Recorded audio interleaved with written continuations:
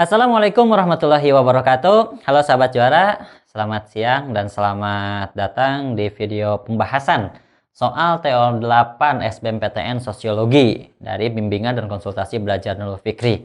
Bersama saya lagi ya, Kak Munzam. Oke, dalam kesempatan kali ini kakak akan membahas tuntas insya Allah ya TO8 SBMPTN khususnya untuk bidang studi sosiologi. Jadi untuk sahabat juara yang sedang menyaksikan video ini silahkan siapkan catatannya atau siapkan kuotanya untuk mendownload video ini gitu ya.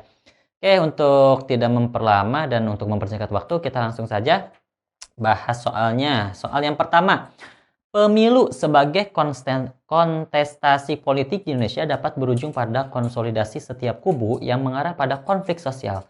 Objek kajian formal yang sosiologi dalam ilustrasi tersebut adalah, ya, sobat bisa baca ya di soal ini, yang ditanyakan adalah objek formal, jadi ada objek kajian sosiologi. Maka kalau untuk menjawab soal ini, sahabat juara yang punya modul NF, buka aja bab pengantar sosiologi tentang objek kajian sosiologi. Jawabannya yang A, interaksi antar kelompok dalam sebuah persaingan. Bisa ya, bisa enggak ya. B, kedudukan seseorang dalam masyarakat. Bisa jadi. Yang C, penguatan identitas kelompok internal. Yang D, saluran mobilitas sosial yang digunakan para elit politik. Atau E, polarisasi identitas keagamaan untuk menjaga kekuasaan. Kita balik lagi ke soalnya. Di soal dijelaskan tentang pemilu sebagai kontestasi politik. Jadi pemilu sebagai ajang untuk bersaing mendapatkan kekuasaan. Dapat berujung pada konsolidasi. Jadi di sini ada kata kunci politik atau pemilu bisa mengarah pada konsolidasi. Oke, sebelum itu kita harus tahu dulu nih perbedaan antara objek material sama objek formal dalam sosiologi. Objek material sosiologi itu adalah manusia baik sebagai individu maupun kelompok. Jadi kalau objek material itu adalah apa sih yang sebenarnya diteliti oleh atau dikaji oleh sosiologi gitu ya, yaitu tentang manusia. Dan bidang studi lain pun banyak yang mengkaji tentang manusia. Cuman yang membedakan antara sosiologi dengan lainnya bisa dilihat dari objek formalnya. Objek formal dari sosiologi adalah memandang hubungan sosial antar manusia serta proses yang ditimbulkan dari hubungan sosial tersebut. Karena manusia itu adalah makhluk sosial, manusia itu makhluk yang membutuhkan teman dalam kehidupannya, artinya mereka akan menjalin interaksi. Interaksi ini yang berkelanjutan akan membentuk hubungan sosial. Nah, yang namanya objek formal itu membahas tentang gejala-gejala yang ditimbulkan dalam hubungan sosial tadi, gitu ya. Entah itu hubungan yang mengarah pada asosiatif atau hubungan yang mengarah pada disosiatif. Balik lagi ke soal. Oke. Di soal tadi kita sudah membaca ya bahwa ada pemilu sebagai kontestasi politik di mana para elit ingin mendapatkan kekuasaan gitu ya melalui jalur pemilu, tapi yang menjadi titik poin utama dari soal ini atau dari ilustrasinya apa? Kontestasi atau pemilu itu berujung pada konsolidasi setiap kubu. Kita tahu bahwa konsolidasi itu adalah salah satu struktur di mana masing-masing kelompok yang berkonflik atau kelompok yang bertentangan itu memperkuat kelompoknya sendiri atau menguatkan in-group feeling-nya gitu ya, sehingga mereka melihat kelompok lain itu sebagai lawan yang harus dikalahkan. Maka kalau kita lihat konteks soal yang ditanyakan atau ilustrasi yang ditanyakan, jawaban yang tepat adalah penguatan identitas kelompok internal, karena di sini lebih mengarah pada konsolidasinya gitu. Oke, lanjut lagi ke soal nomor 2. Seorang reporter yang melaporkan sebuah kejadian kepada publik menggambarkan, reporter menjelaskan suatu kejadian kepada publik, kurang lebih gitu ya. A, terjadi kontak primer dan komunikasi sosial. Kontak primer dan komunikasi sosial. Yang B, interaksi sosial melalui media massa tanpa kontak sosial. Yang C, profesionalitas seorang reporter menyampaikan berita. Yang D, telah terjadi kontak sekunder. Atau E, berita yang disampaikan penting untuk disimak. Karena kajian kita sosiologi, maka konsep untuk menjawabkannya pun harus dengan konsep sosiologi atau secara sosiologis. Oke, maka untuk menjawab soal ini, sahabat juara harus memahami tentang syarat interaksi sosial. Ada dua syarat interaksi. Yang pertama ada kontak, yang kedua ada komunikasi. Kontak sosial bisa dibagi dua. Ada kontak primer, artinya seseorang bisa bertemu atau menyapa atau menyentuh secara langsung tanpa ada perantara. Sedangkan kontak sekunder berarti ada perantaranya gitu. Kontak sekunder dibagi dua juga. Kontak sekunder langsung dan kontak sekunder tidak langsung. Kontak sekunder langsung tuh kayak orang lagi teleponan atau chattingan gitu ya, atau video call. Nah, kurang lebih kayak gitu. Itu kontak sekunder. Sedangkan kalau kontak sekunder tidak langsung, berarti ada perantara pihak ketiga. Jadi ada manusia ketiganya gitu ya untuk jadi perantaranya. Misalkan orang ngirim surat, berarti kan ada pihak ketiga sebagai jasa pengirimannya. Yang kedua adalah komunikasi yang merupakan proses penyampaian pesan dari komunikan terhadap dari komunikator terhadap komunikan. Itu syarat interaksi. Maka kalau kita lihat ketika ada seorang reporter nih menyampaikan berita terhadap publik, syarat yang terpenuhi apa? Kontaknya ada terjadi kontak primer atau sekunder? Tentunya kontak sekunder karena menggunakan media gitu. Berarti yang poin A salah. Yang poin B, interaksi sosial melalui media massa tanpa kontak sosial. Yang namanya interaksi harus memenuhi dua syarat, kontak dan komunikasi. Artinya yang B pun salah. Yang C, profesionalitas seorang reporter menyampaikan berita. Benar sih, cuman nggak ada kaitannya dengan sosiologi gitu ya. Jadi kurang sosiologis untuk menjawab soal ini dengan jawaban yang C. Yang D, telah terjadi kontak sekunder saja. Nah, terutama di sini kan nggak ada komunikasi sebenarnya, karena ketika seorang reporter menyampaikan itu cuma terjadi kontak dan kontaknya sekunder langsung gitu. Kemudian yang E, berita yang disampaikan penting untuk disimak. Ya penting gak penting sebenarnya berita ketika terjadi itu terjadi kontak juga antara si reporter dengan publik yang menonton berita. Atau ketika kakak menjelaskan, teman-teman menonton, sahabat juara menonton, itu telah terjadi kontak gitu. Cuma kontaknya kontak sekunder. Terjadi komunikasi nggak? Kalau komunikasi itu kan hubungan timbal balik. Artinya ketika kakak bertanya, harusnya kakak bisa melihat responnya. Sedangkan kalau sekarang nggak bisa ya, mungkin nanti bisa baca komen-komennya dan seterusnya. Tapi untuk sekarang, khususnya untuk soal ini, yang paling tepat jawabannya adalah telah terjadi kontak sekunder saja, tanpa terjadi komunikasi gitu. Oke, lanjut lagi. Soal berikutnya, seorang siswa yang mampu bekerja sama dengan temannya untuk membersihkan kelas termasuk dalam tahap sosialisasi. Kayak kalau tahapan sosialisasi biasanya mengarah pada George Herbert Mead ya. Jadi sambil dibuka buku-bukunya atau sambil dibuka sumber-sumber lain tentang George Herbert Mead, baru kita akan bahas tentang tahapannya. A, play stage, B, preparatory stage, kemudian yang C, game stage, yang D, generalized other, atau yang E, significant other. Itu soal nomor 3. Oke, George Herbert Mead. Tahapan sosialisasi menurut George Herbert Mead ada 4. Ada tahap persiapan atau preparatory stage. Jadi tahap persiapan itu ketika seorang anak diajari segala macam kemampuan yang memang meskipun dia belum menjadi, tapi nanti dibutuhkan. Misalkan anak makan, diajari makan gitu ya. Meskipun dia belum tahu makan itu apa sih sebenarnya. Dia nggak bisa jalan, diajari cara jalan. Meskipun nggak ngerti jalan itu untuk apa gitu, itu preparatory stage. Kemudian yang kedua tahap meniru atau play stage. Jadi tahap meniru itu tahap ketika anak senang mengikuti apa yang dilakukan oleh orang tuanya atau yang dilakukan oleh seseorang yang disebut dengan significant other. Jadi tahap meniru itu tahap ketika seorang udah ngerti nih status dia tapi belum mengerti secara utuh. Dia lebih banyak meniru status-status atau peran-peran yang dilakukan oleh orang-orang di sekitarnya.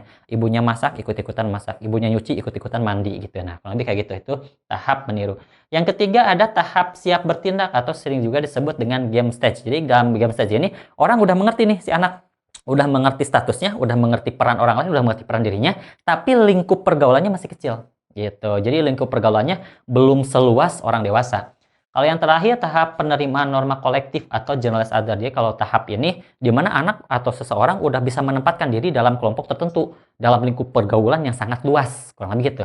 Jadi perbedaan antara game stage dengan generalized other adalah lingkup pergaulan yang didapatkan.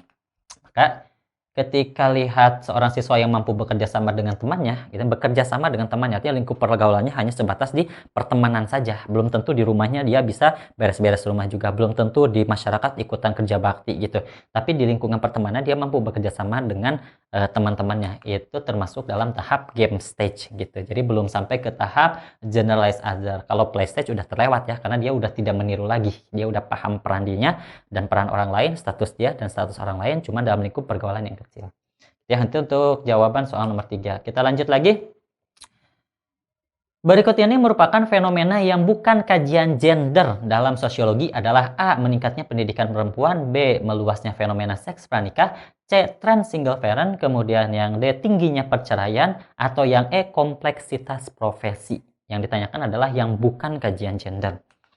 Oke, kita harus tahu dulu gender itu apa gitu, karena orang seringkali ketukar laki-laki, perempuan yang hamil, laki-laki enggak gitu ya, itu dikatakan gender. Bukan ya.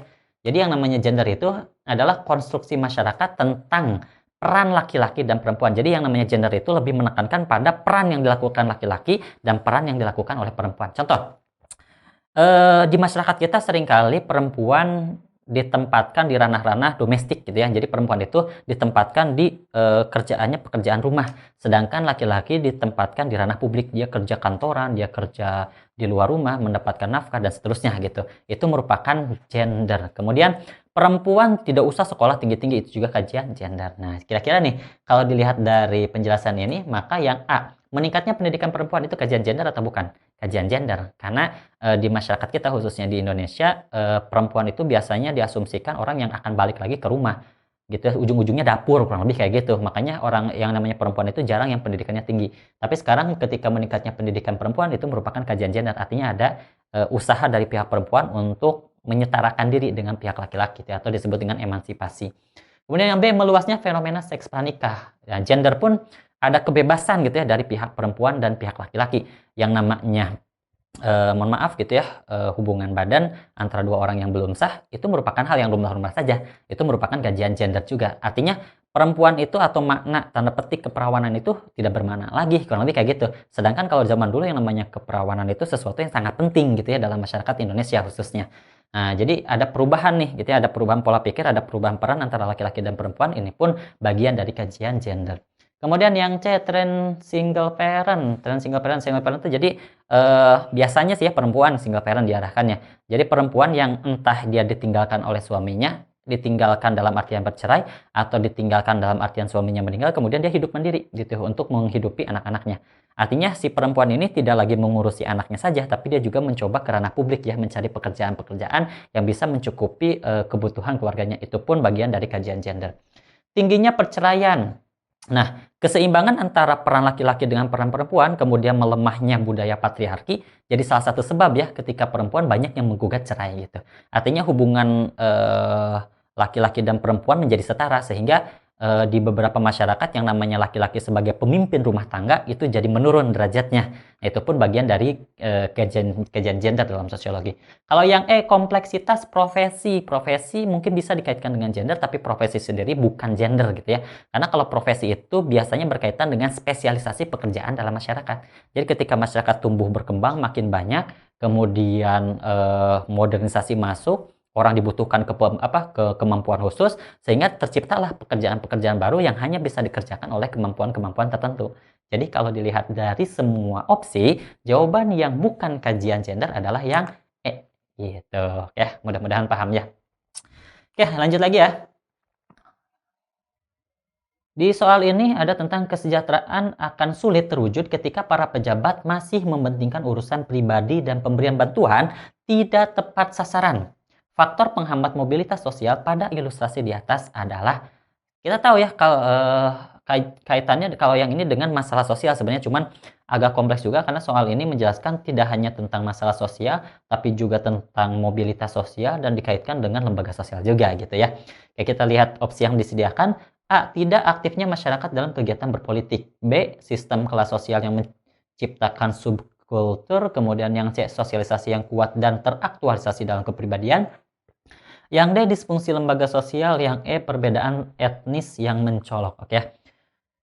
Kita udah baca opsinya. Tinggal kita kaji nih. Sebenarnya soal ini mengarahnya kemana? Oke. Faktor penghambat mobilitas sosial.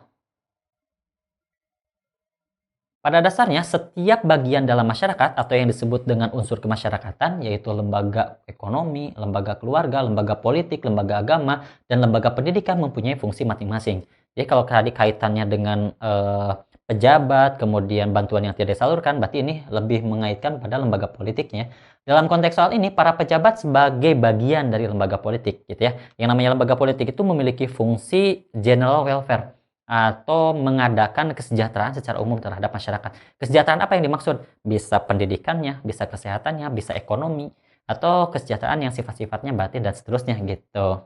General welfare tidak dapat menjalankan fungsinya dengan baik. Artinya lembaga politik karena ada oknum-oknum tertentu dalam lembaga politik tersebut tidak serius mengurus masalah kesejahteraan, kemudian pemberian bantuan seringkali salah. Orang yang harusnya dapat KJP malah nggak dapat, orang yang harus dapatnya KIP malah nggak dapat gitu ya, malah orang-orang yang kelasnya atas yang dapat, itu berarti ada kesalahan nih, ada sesuatu yang miss dalam lembaga politiknya. Nah, hal ini disebut dengan disfungsi lembaga sosial. Kayak gitu ya kurang lebih. Sehingga membuat mobilitas sosial masyarakat menjadi terhambat. Jadi orang yang harusnya dapat bantuan untuk melanjutkan kehidupannya, untuk memperbaiki nasib malah nggak dapat gitu. Nah, sehingga usaha atau kesempatan dia untuk melakukan mobilitas, memperbaiki nasib jadi terhambat gara-gara ada kesalahan di sistem politiknya gitu atau di sistem yang ada di lembaga politiknya. Maka jawaban untuk soal ini karena di sini lebih menekankan pada ketika para pejabat masih mementingkan urusan pribadi. Jadi ada oknum-oknum tertentu yang lebih mementingkan urusan pribadi. Kurang lebih kayak gitu ya. Itu adalah disfungsi lembaga sosial. Artinya si orang-orang yang berada dalam lembaga tersebut tidak menjalankan peran sebagaimana mestinya gitu. Oke, paham ya?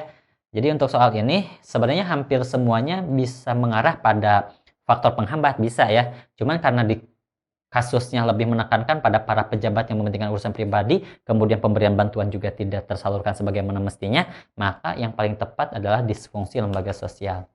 Oke, kita lanjutkan lagi. Masyarakat dengan struktur feodalisme yang menerapkan sistem patron klien seperti yang ada di masyarakat Jawa, menurut Ferdinand Tonis termasuk dalam kelompok A. Paguyuban, B. Patembayan, C. Primer, D. Sekunder, atau E. Mekanis. Gitu ya. Kelompok sosial menurut Ferdinand Tonis ada dua, ada paguyuban dan ada patembayan. Paguyuban itu apa? Paguyuban merupakan bentuk kehidupan bersama di mana anggota-anggotanya memiliki hubungan batin yang kuat bersifat alamiah, bersifat alamiah bukan ilmiah, bersifat alamiah dan kekal gitu. Itu yang disebut dengan paguyuban. Sedangkan patembayan apa? Merupakan kehidupan publik sebagai sekumpulan orang yang secara kebetulan hadir bersama tetapi setiap orang tetap mandiri. Jadi yang namanya patembayan itu suatu kelompok yang hubungannya hanya berdasarkan kepentingannya saja. Orang datang ke minimarket, beli makanan, selesai. Tanpa tahu siapa nama penjualnya, siapa yang membeli gitu ya. Beda dengan paguyuban. Kalau paguyuban itu hubungan satu sama lain sangat kuat gitu ya, terikat secara batin. Oke. Di soal yang tadi pun dijelaskan tentang patron klien. Nah, kayak saya mengutip dari Scott ya. Menurut Scott, yang namanya patron klien adalah sebuah hubungan timbal balik antara orang yang memiliki sumber daya dengan yang tidak memiliki sumber daya. Dan hubungan yang dibangun bersifat persahabatan instrumental. Nah gitu ya, jadi yang namanya patron klien gitu ya, menurut Scott adalah suatu bentuk hubungan ketika orang yang memiliki sumber daya, dalam kaitannya dengan feodalisme berarti orang yang memiliki tanah dengan orang yang tidak memiliki tanah. Akhirnya orang yang memiliki tanah ini melindungi segala macam kehidupan yang tidak memiliki tanah ini. Dan sebagai timbal jasanya, orang yang tidak memiliki tanah akan mengabdikan diri pada si pemilik tanah gitu ya. Bahkan hal-hal yang bersifat pribadi pun dia serahkan untuk kebutuhan tuan tanahnya. Jadi hubungannya tidak sebatas kepentingan saja, tapi ada hubungan emosional yang sangat kuat antara si pemilik tanah dengan yang tidak memiliki tanah gitu. Jadi kalau dilihat dari penjelasannya, maka jawaban yang tepat untuk soal ini adalah paguyuban gitu ya, ketimbang patembayan. Oke, lanjut lagi. Bentuk kemajemukan yang paling rentan mengalami konflik sosial. Baik lagi ke soal majemukan ya. Masyarakat majemuk sekali lagi kakak jelaskan adalah suatu masyarakat yang terdiri dari keberagaman suku, agama, dan ras. Artinya banyak perbedaan akan menghasilkan konflik yang semakin atau peluang konflik yang semakin besar. Oke. Yang A, identitas kesukuan dengan sentimen agama. B, identitas agama yang mengedepankan kesetaraan. C, kompleksitas mata pencaharian antar suku bangsa. D, etnosentrisme dalam struktur interseksi suku dan agama. E, minoritas umat beragama yang menguasai perekonomian. Oke, kita balik lagi. Dampak kemajemukan dalam masyarakat. Yang pertama ada stereotip, yang kedua prasangka, yang ketiga persaingan, yang keempat primordialisme, etnosentris, konsolidasi, dan interseksi. Stereotip adalah suatu pandangan yang mengeneralisir suatu sifat tertentu dari kelompok tertentu terhadap seseorang. Jadi seseorang itu digambarkan sebagai bagian dari kelompok dan sifat-sifatnya pun mirip. Misalkan suku A, oh ini orang pelit nih, kurang lebih kayak gitu, itu stereotip. Atau suku B orangnya baik, atau suku C pasti ganteng-ganteng, pasti cantik-cantik gitu, itu stereotip. Kalau yang kedua prasangka itu adalah pandangan negatif terhadap kelompok tertentu. Wah suku ini kanibal, itu udah negatif dan bahkan stigmatif gitu ya. Yang ketiga persaingan tadi usaha untuk mendapatkan sesuatu dengan cara yang disepakati gitu ya, bertentangan tapi disepakati jalurnya. Primordialisme merupakan sifat atau sikap yang dibawa sejak lahir, baik agama, suku bangsa, dan seterusnya. Etnosentrisme merupakan sikap menilai kebudayaan lain atau melihat kelompok lain berdasarkan ukuran dasar kelompoknya, sehingga biasanya cenderung negatif penilaiannya. Konsolidasi penguatan kelompok internal, kalau interseksi biasanya persilangan keanggotaan, kalau lebih kayak gitu. Oke, kita balik lagi. Bentuk kemajemukan yang paling rentan mengalami konflik sosial, yang paling rentan artinya dari segala macam bentuk kemajemukan pada dasarnya bisa mengarah pada konflik sosial gitu. Yang A, identitas kesukuan dengan sentimen agama. Udah ada identitas kesukuan, sentimen agamanya berbeda gitu. Itu bisa memperkuat. Biasanya agama itu jadi salah satu faktor kuat satu suku atau satu ras bisa berkonflik dengan ras lainnya atau suku lainnya. Yang B, identitas agama yang mengedepankan kesetaraan. Kalau udah ada kesetaraan, biasanya hubungannya bersifat toleransi gitu ya. Ada toleransi. Yang C, kompleksitas mata pencarian antar suku bangsa. Kalau kelihat ciri khas dari masyarakat majemuk, mereka hidup dalam kehidupan primordialis. Artinya ketika mereka sumber daya ekonominya tidak diganggu, maka mereka tidak akan mengganggu kelompok lain. Yang D, etnosentrisme dalam struktur interseksi. Sekali lagi, interseksi itu persilangan keanggotaan. Biasanya interseksi arahnya mengarah pada integrasi, beda dengan konsolidasi. Kalau konsolidasi mengarah pada konflik sosial, karena yang diperkuat itu bukan hubungan dengan kelompok lain, tapi yang diperkuat itu hubungan dengan kelompoknya sendiri, sehingga dengan kelompok lain jadi renggang. Yang E, minoritas umat beragama yang menguasai perekonomian. Biasanya kalau udah ada masalah ekonomi, ini masalah perut ya, masalah hajat orang banyak. Nah, itu lebih cepat cenderung negatifnya, mengarahnya pada konflik. Oh, ini gara-gara etnis ini nih, Indonesia jadi jadi rugi gitu ya, jadi melemah gitu, kurang lebih kayak gitu. Itu biasanya mengarah pada konflik juga, cuman tidak terlalu ya. Jadi kalau dilihat dari opsi yang ada, yang paling besar kemungkinan gitu ya terhadap konflik adalah yang A gitu, karena sesuatunya yang sifatnya rentan, sentimen gitu, masalah agama, identitas kesukuan dengan sentimen agama gitu. Oke ya, lanjut lagi. Teknik pengumpulan data penelitian yang tepat untuk memperoleh data berupa alasan seseorang berperilaku tertentu dan memperkuat kepercayaan terhadap fakta yang sedang diteliti adalah A, observasi, B, wawancara, C, angket, D, kuesioner, atau E, studi pustaka. Oke, sahabat juara, kira-kira jawaban yang tepat apa? Sebenarnya kalau kakak baca di soal ini udah ada kata kunci ya, jelas gitu ya. Jelas banget gitu ya, sekali baca langsung kelihatan gitu. Karena mungkin kakak pengajar kali ya. Bagi sahabat juara, kalau yang udah bisa jawab, oke. Dan jawabannya kalau benar, alhamdulillah. Kalau salah, kita simak pembahasannya. Oke, beberapa metode pengumpulan data. Biasanya metode pengumpulan data itu ada 4 jenis ya. Yang pertama ada survei. Survei itu apa? Bisa dibaca ya. Metode pengumpulan data dan informasi dari subjek penelitian dengan menggunakan instrumen berupa angket atau kuesioner. Jadi instrumen yang utamanya adalah angket atau kuesioner gitu. Biasanya jawabannya udah tersedia kalau survei ya biasanya. Ada juga yang memang jawabannya tidak disediakan, survei campuran. Mungkin untuk melihat penjelasan tentang metode pengumpulan data, sahabat juara bisa nanti tonton ya di video di channelnya bimbingan dan konsultasi belajar Nurul Fikri tentang penelitian sosial, bab penelitian sosial.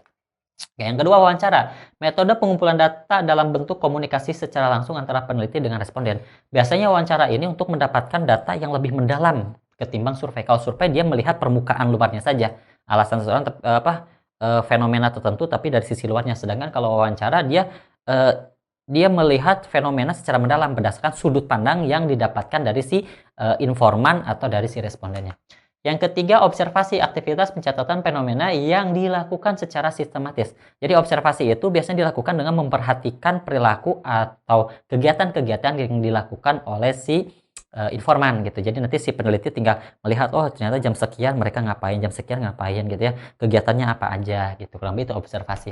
Sedangkan yang terakhir ada studi pustaka, kegiatan pengumpulan data dan informasi yang memuat beragam kajian teori yang sangat dibutuhkan peneliti. Kajian pustaka biasanya dilakukan sebelum penelitian, ada juga yang memang pada saat penelitian. Kajian pustaka ini dia melihat informasi-informasi dari penelitian sebelumnya atau dari berbagai macam media yang bisa dijadikan data penelitian. Oke, kita balik lagi ke soal. Sebenarnya kalau dilihat dari soal ada kata kunci alasan seseorang. Kalau alasan seseorang, apalagi untuk memperkuat fakta kepercayaan. Di sini ada kata kunci fakta kepercayaan. Artinya tidak bisa dilihat dari fenomena luarnya saja. Tidak bisa dilakukan dengan angket atau kuesioner gitu. Karena kalau udah masalah kepercayaan artinya masalah subjektif ya, bukan masalah subjektif. sesuatu yang hanya dipahami oleh si informan, sehingga kalau dilakukannya dengan cara angket itu tidak akan tergambar secara seluruh, tidak akan tergambar secara menyeluruh. Apalagi di sini dilakukan untuk memperkuat fakta gitu. Kalau untuk memperkuat fakta, maka teknik yang paling tepat untuk dilakukan adalah wawancara gitu. Apalagi tadi ya, sekali lagi berkaitan dengan alasan seseorang berperilaku tertentu dan memperkuat kepercayaan gitu ya. Oke, untuk soal ini saya rasa cukup ya. Kita lanjut lagi ke soal berikutnya, nomor 9. Pengaruh budaya lain di era globalisasi dewasa ini pada dasarnya dapat mendorong masyarakat untuk bergerak maju lebih cepat dan lebih baik. Akan tetapi perubahan sosial tersebut dapat terhambat oleh faktor A, masyarakat yang kurang pandai, B, vested interest di kalangan elit masyarakat, yang C, pembangunan yang bertahap, D, unsur budaya yang masuk berupa material, atau E, akses masyarakat terhadap informasi mudah. Oke, kita langsung saja ke faktor penghambat perubahan sosial. Faktor penghambat perubahan sosial pada dasarnya ada 4, tapi sahabat juara boleh menambahkannya selama itu berkaitan. Yang pertama ada prasangka terhadap baru, suuzon mulu gitu ya bawaannya. Istilah kerennya apa, netting gitu, yang negative thinking. Kemudian yang kedua, hambatan yang bersifat ideologis. Ya, hambatan yang bersifat ideologis itu biasanya sesuatu yang dikaitkan dengan agama atau keyakinan-keyakinan tertentu gitu. Yang ketiga ada vested interest. Keyakinan yang tertanam kuat, berbeda dengan ideologis yang sifatnya kepercayaan. Kalau vested interest ada kepentingan tertentu gitu ya yang tertanam kuat dari masyarakat. Yang terakhir perkembangan iptek yang terlambat. Nah, mungkin nggak usah dijelaskan ya, udah jelas kalau yang untuk poin 4. Ya, kita balik lagi ke soal.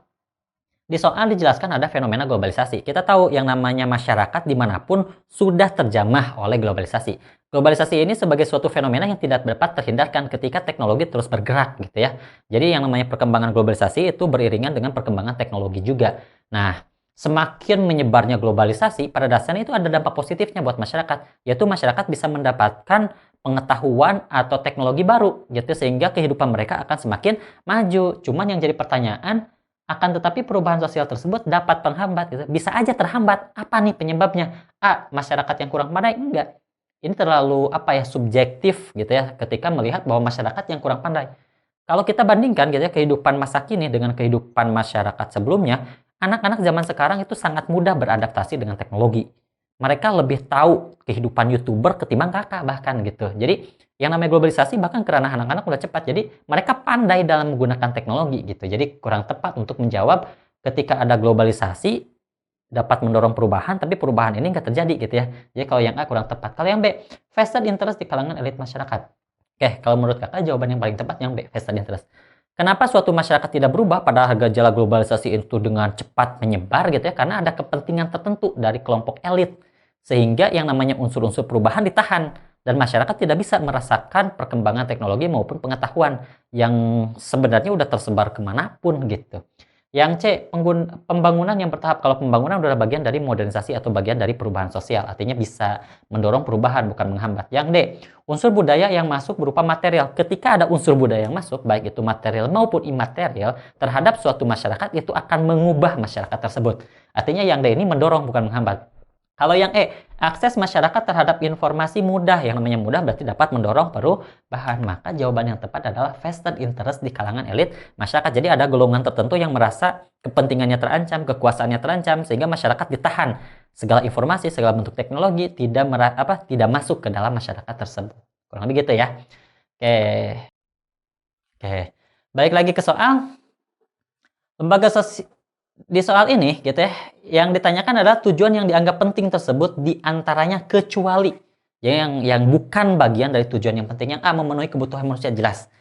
Tujuan utama lembaga sosial dibentuk adalah untuk memenuhi kebutuhan manusia yang lebih khusus gitu bahkan disebutkan. Yang B, mengatur kehidupan masyarakat. Tadi udah dijelaskan ya, yang namanya lembaga sosial itu adalah pedoman, artinya untuk mengatur kehidupan masyarakat. Memelihara dan memegang tata tertib, ada fungsi pengendalian yang tadi dimaksud di poin ketiga. Kalau sahabat juara baca lagi ya penjelasan sebelumnya. Kalau yang D, mengatur hubungan sosial masyarakat, betul juga bagian dari pengendalian sosial. Yang E, mendorong perubahan dan percepatan kesejahteraan. Nah, ini yang bukan sebenarnya ya. Karena ketika lembaga sosial dibentuk, itu tujuannya adalah untuk mempertahankan keadaan masyarakat, untuk mempertahankan kebutuhan yang ada. Sedangkan kalau mendorong perubahan dan percepatan, ketika perubahan ini semakin cepat, biasanya dalam masyarakat terjadi chaos gitu. Bukan kesejahteraan yang dicapai, tapi disintegrasi atau kekacauan yang akan dicapai. Maka yang namanya lembaga sosial ketika dibentuk oleh masyarakat itu saling tergantung dengan lembaga lainnya. Sehingga ketika lembaga satu ada kesalahan atau ada disfungsi, lembaga lain akan terkena dampaknya. Makanya kalau disebutkan mendorong perubahan, ini agak kurang tepat agak kurang tepat untuk jadi tujuan yang dianggap penting oleh masyarakat. Kurang begitu ya, karena butuh proses yang cukup lama. Oke. Di soal ini, salah satu faktor yang mempengaruhi integrasi sosial adalah besar kecilnya kelompok. Berikut ini deskripsi yang mendorong integrasi dari faktor tersebut. Jadi yang A, semakin besar kelompok sosial maka pertukaran budaya semakin beragam, benar. Tapi kita nggak tahu ya jawabannya benar atau enggak. Yang B, dalam kelompok kecil hubungan sosial dan komunikasi lebih intensif. Yang C, kelompok besar memudahkan seseorang untuk mendapatkan bantuan. Yang D, dalam kelompok besar tingkat kemajemukan masyarakat relatif tinggi. Atau yang E, mobilitas geografis sulit dilakukan dalam kelompok kecil. Oke, kira-kira apa nih jawabannya sahabat juara? Oke, kita coba mulai dari faktor yang mempengaruhi mobilitas, faktor yang mempengaruhi integrasi sosial. Ada 4. Pertama, homogenitas. Berarti semakin homogen suatu masyarakat, maka integrasi akan semakin tercapai. Karena yang namanya homogen artinya tidak terlalu banyak perbedaan dalam masyarakat tersebut. Tidak terlalu banyak perbedaan artinya cara berpikir atau pola pikirnya pun tidak terlalu berbeda. Sehingga ketika mau mencapai konsensus akan lebih mudah. Berarti lawannya, apa yang menghambat mobilitasnya, yaitu heterogenitas. Semakin heterogen, integrasi akan semakin sulit. Yang kedua, besar kecilnya kelompok. Kelompok besar berarti dengan jumlah yang sangat banyak. Jumlah yang sangat banyak akan sulit untuk menyatukan cara berpikir suatu masyarakat gitu. Jadi besar kecilnya suatu masyarakat itu berkaitan dengan intensif atau tidak intensifnya suatu komunikasi atau suatu interaksi. Dalam kelompok kecil, interaksi akan semakin mudah dan semakin kuat. Contoh kayak gini. Sahabat juara mungkin pernah berdiskusi atau menentukan pengen liburan kemana di sekolah gitu ya. Atau contohnya lainnya kayak gini. Coba sahabat juara lakukan ya. Ajak 20 orang untuk nonton bareng. Tanya mau film apa untuk ditonton. Maka akan banyak beragam pilihan gitu ya. Karena jumlah orangnya pun banyak gitu. Sedangkan kalau kita ngajaknya cuma 1 atau 2 orang, maka pilihannya akan semakin sedikit. Maka interaksinya pun akan semakin intensif gitu, kurang lebih besar kecilnya kelompok. Yang ketiga, mobilitas sosial, khususnya mobilitas geografis. Semakin tinggi mobilitas geografis suatu masyarakat, maka integrasi akan semakin turun, akan semakin sulit. Karena orang berpindah-pindah sehingga tidak terjalin hubungan yang dekat gitu. Orang pindah ke A, ke B, ke C, ke D, dan seterusnya. Sehingga hubungan di antara mereka akan sulit gitu ya untuk dibangun sebuah kesadaran sebagai sebuah kelompok. Jadi kalau mobilitas geografisnya rendah gitu, orang jarang berpindah-pindah tempat, biasanya akan mempercepat proses integrasi. Yang E, efektivitas komunikasi. Ini paling gampang ya. Efektivitas komunikasi artinya berkaitan dengan proses penyampaian pesan yang mudah dipahami oleh kelompok yang berbeda bahasa mungkin ya gitu. Di Indonesia untungnya ada bahasa yang sepakat, yaitu bahasa Indonesia, sehingga meskipun suku bangsanya berbeda-beda bahasa, tapi karena punya satu bahasa yang disepakati untuk berkomunikasi jadi tidak kesulitan. Oke. Jadi kalau kita balik lagi ke soal, karena di soal lebih menekankan pada besar kecilnya kelompok, artinya semakin besar kelompok itu akan memperbanyak pilihan sesuatu yang harus disepakati. Tapi semakin kecil kelompoknya, maka pilihan untuk disepakatinya akan semakin kecil juga. Artinya interaksi yang dibangun dalam kelompok kecil lebih intensif ketimbang yang ada di kelompok besar. Gitu ya. Jadi jawaban yang paling tepat adalah yang B. Dalam kelompok kecil hubungan sosial dan komunikasi lebih intensif. Kurang lebih gitu. Kalau yang A, semakin besar kelompok sosial maka pertukaran budaya semakin beragam. Pertukaran budaya semakin beragam artinya akan semakin sulit untuk menentukan sesuatu yang harus disepakati. Yang C, kelompok besar memudahkan seseorang untuk mendapatkan bantuan. Enggak terlalu juga, karena yang namanya pemberian bantuan biasanya dilakukan dengan adanya hubungan yang intensif, hubungan yang dekat gitu. Yang D, dalam kelompok besar tingkat kemajemukan masyarakat relatif tinggi. Betul, semakin tinggi tingkat kemajemukan, maka akan semakin sulit juga gitu ya untuk terciptanya integrasi. Mobilitas geografis sulit dilakukan dalam mobilitas tidak berkaitan dengan besar kecilnya suatu kelompok. Kurang lebih gitu ya sahabat juara jawaban soal ini gitu. Oke, kita lanjutkan lagi. Perilaku seks pranikah dan LGBT termasuk dalam bentuk kejahatan: A. Tanpa korban, B. Terorganisasi, C. Kerah putih, D. Pemerintah, atau E. Perusahaan. Oke, ini berkaitan dengan bab penyimpangan sosial, lebih khusus lagi tentang bab bentuk penyimpangan sosial. Bentuk-bentuk kejahatan atau bentuk penyimpangan sosial yang khususnya tentang kejahatan itu kurang lebih ada 5 ya. Kejahatan tanpa korban, yaitu kejahatan yang dia tidak merugikan orang lain. Yang rugi itu adalah dirinya sendiri gitu. Yang kedua adalah kejahatan terorganisasi, kejahatan yang memang dilakukan secara profesional, bahkan sudah menjadi subculture, subkultur gitu ya. Sehingga kejahatan terorganisasi agak sulit untuk dibubarkan, misalkan kayak sindikat penjualan manusia gitu ya, human trafficking, atau pengedaran narkoba, pengedaran uang palsu, itu udah kejahatan terorganisasi. Yang ketiga, kejahatan kerah putih, kejahatan yang dilakukan oleh orang dewasa yang memiliki jabatan dalam masyarakat gitu. Biasanya orangnya kalau kejahatan kerah putih itu orang-orang yang memiliki posisi penting dalam masyarakat. Contohnya kayak para pejabat yang melakukan korupsi, itu bisa dikatakan sebagai kejahatan kerah putih. Atau di sebuah perusahaan pemimpinnya yang melakukan korupsi juga, itu juga dikatakan kejahatan kerah putih. Kemudian yang ketiga, kejahatan korporat atau kejahatan yang dilakukan oleh sebuah perusahaan. Contoh kayak ada perusahaan tekstil tertentu yang buang limbahnya tidak menggunakan AMDAL, analisis mengenai dampak lingkungan, atau karyawannya tidak digaji, di PHK besar-besaran tanpa tunjangan, dan seterusnya gitu. Itu bisa dikatakan kejahatan korporat. Yang terakhir adalah kejahatan pemerintah, kejahatan yang dilakukan oleh pemerintah. Kok pemerintah jahat ya? Ada beberapa mungkin kebijakan-kebijakan pemerintah yang tidak disosialisasikan terlebih dahulu sehingga merugikan masyarakat dan masyarakat terkena dampaknya.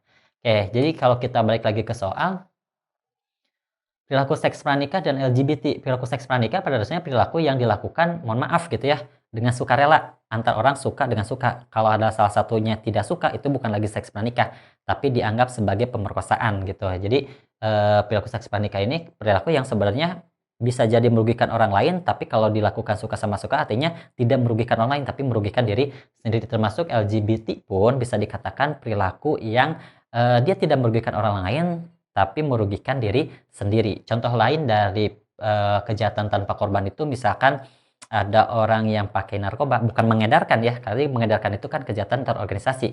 Tapi kalau orang yang menggunakan narkoba atau orang yang berjudi, itu bisa juga masuk ke dalam kejahatan tanpa korban. Jadi dia tidak merugikan orang lain, tapi yang dia rugikan itu adalah dirinya sendiri. Kurang lebih kayak gitu ya penjelasannya. Oke. Di soal nomor 13 ada tentang kebakaran hutan di Sumatera dan Kalimantan sudah banyak merugikan warga. Berdasarkan perspektif konflik, ingat ya, perspektif nih, perspektif teori sosiologi. Teman-teman atau sahabat juara harus memahami nih, perspektif di sosiologi itu kan ada 3 ya, nanti mungkin bisa dibahas lebih tuntas.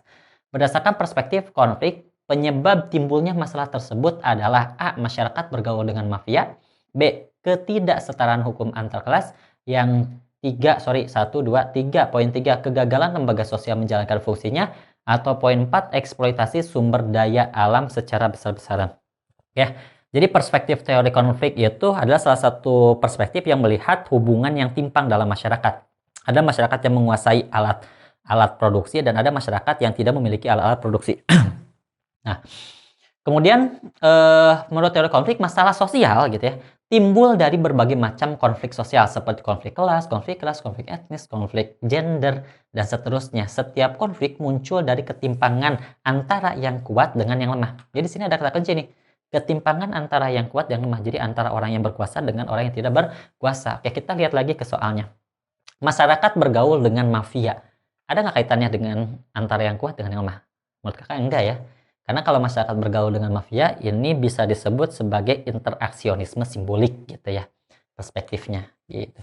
Maka yang kedua, ketidaksetaraan hukum antar kelas. Artinya ada ungkapan hukum tajam ke bawah tapi tumpul ke atas gitu. Jadi orang-orang dari korporasi atau orang-orang yang memiliki modal itu seringkali kalau mereka terlibat suatu kejahatan tidak dianggap jahat, bahkan hukum tidak berlaku buat mereka, mungkin seperti itu ya.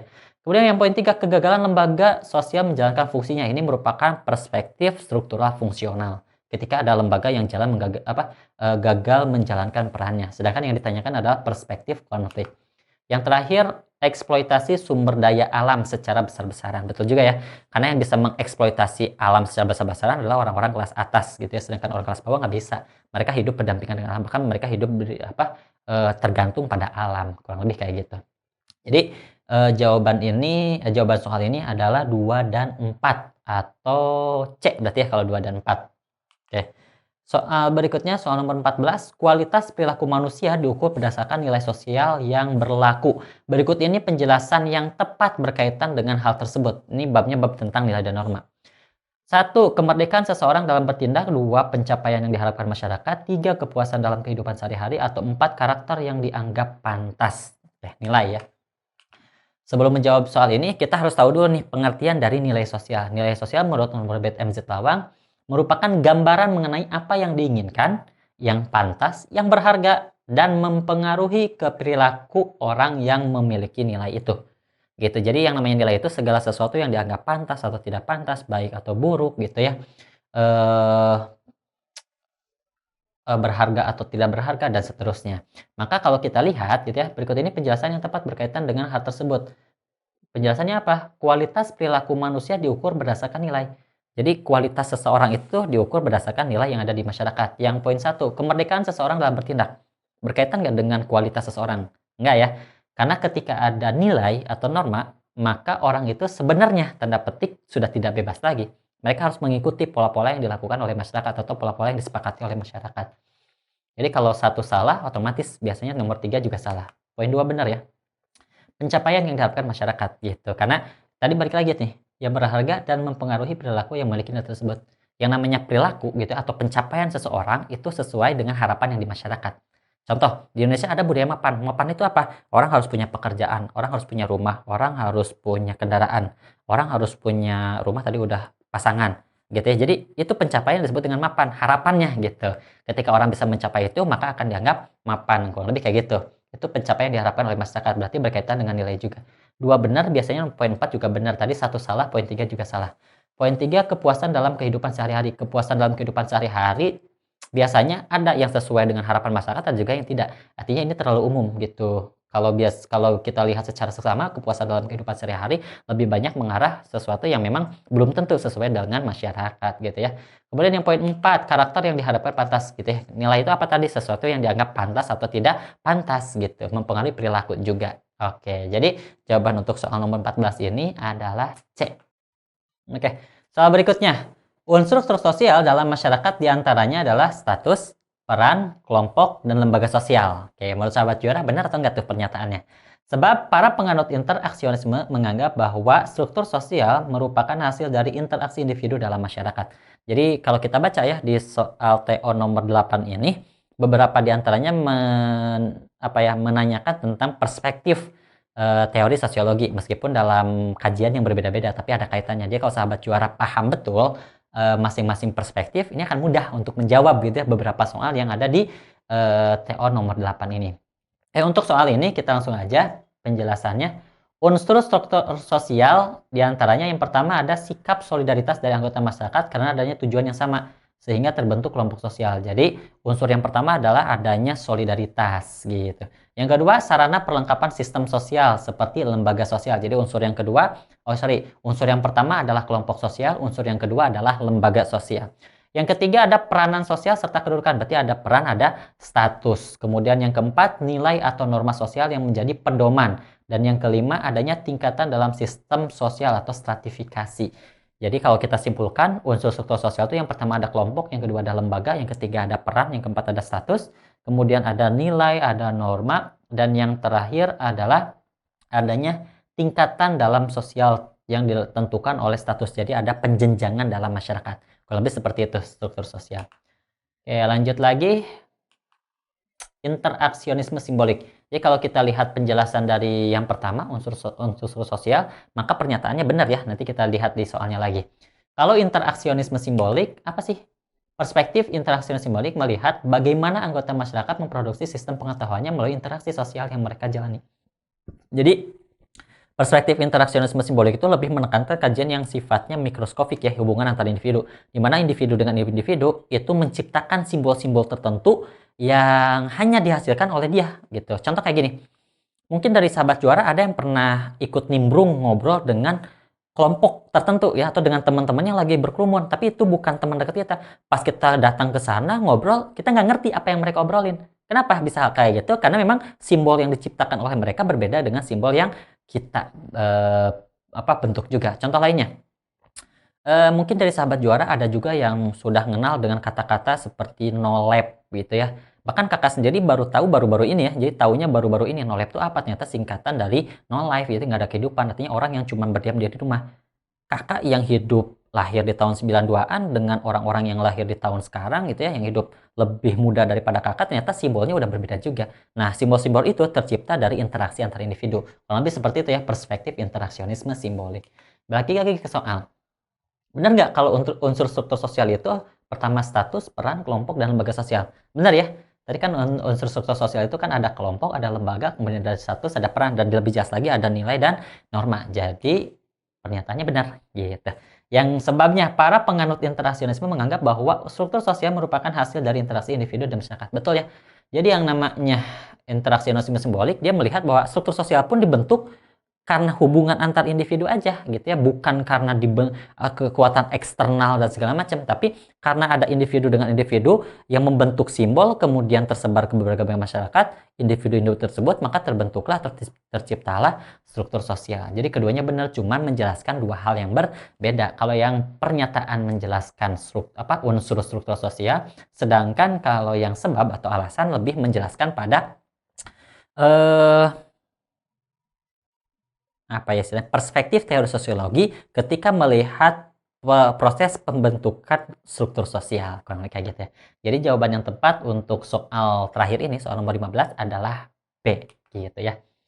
Oke sahabat juara, sekian pembahasan TO8 SBMPTN Sosiologi dari kakak. Semoga sahabat juara dapat memahaminya.